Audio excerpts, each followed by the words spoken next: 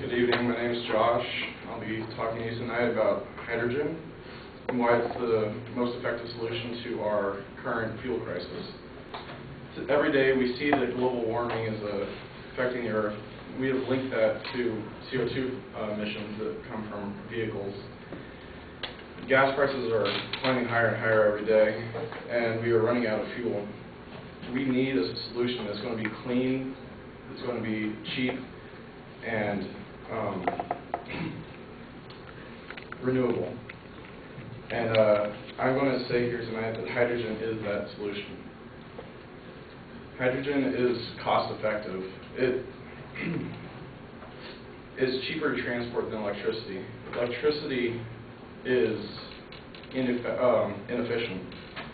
The power plants produce a lot of it, but then it's lost through transport. Dr. Richard Kamek says that it's more efficient to transport hydrogen gas than it is through pipelines than electricity is through power lines.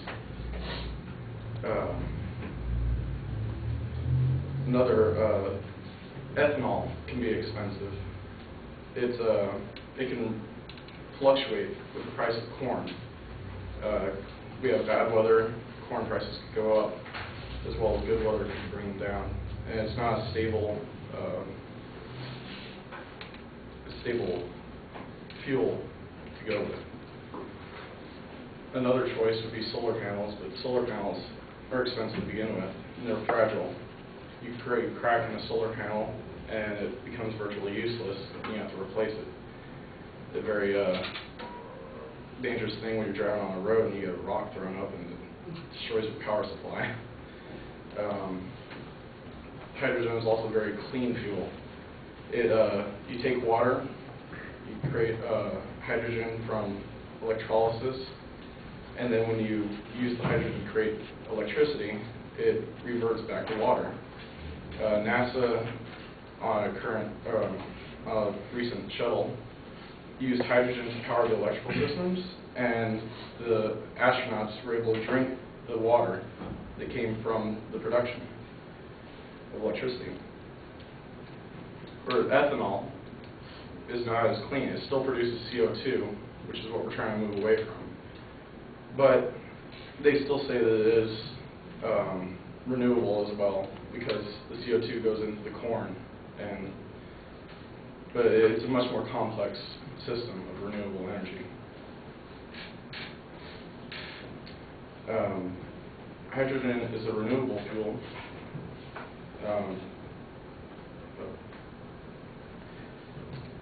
Because it produces water, which is where we get the hydrogen from. I hope now that you can see why I believe that hydrogen is the fuel of the future. It's going to be clean, it's cheap, and it's renewable. Thank you.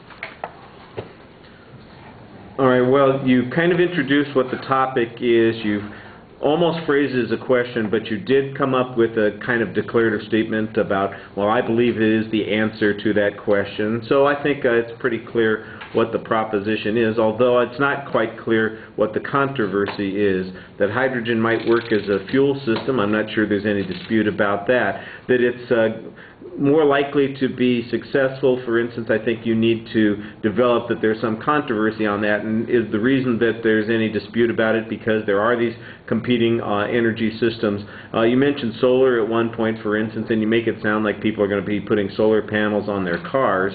That's probably going to be true for the Cal Poly competition, but when most people are thinking about solar, they're not thinking about using it to put on the cars, but rather to generate electricity, which could then be used to fuel the cars, but probably not by, you'd plug the car in someplace. The ethanol thing, if we're looking at alternative fuels, and the cost comparison, for instance, is part of the reason that you think that hydrogen will be more effective, then we need some comparative numbers on the costs. You say that ethanol is unstable, or there could be a shortage of fuels or corn, for instance, but there's no indication that such things happen, that we couldn't produce enough for food and for fuel. I think there is information on those kinds of points, but it's not in this particular argument.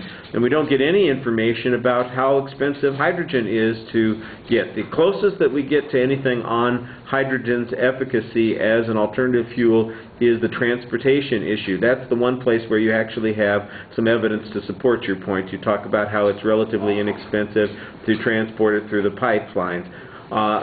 But is there an infrastructure that you have to build to do that? Can we use the existing pipelines for natural gas or water or anything else that we are sending through pipelines? Would that be effective? By the way, it does make me a little bit nervous sending hydrogen through pipelines. If you live in Los Angeles and you got water going through pipelines and they're going up all over the place, is hydrogen fuel likely to create those kinds of problems?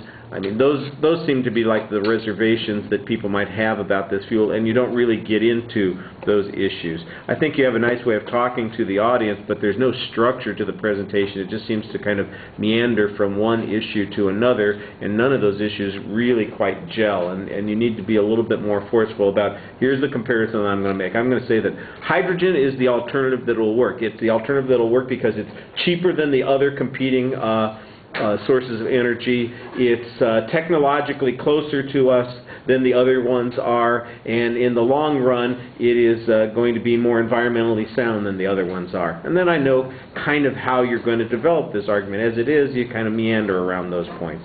All right, thank you.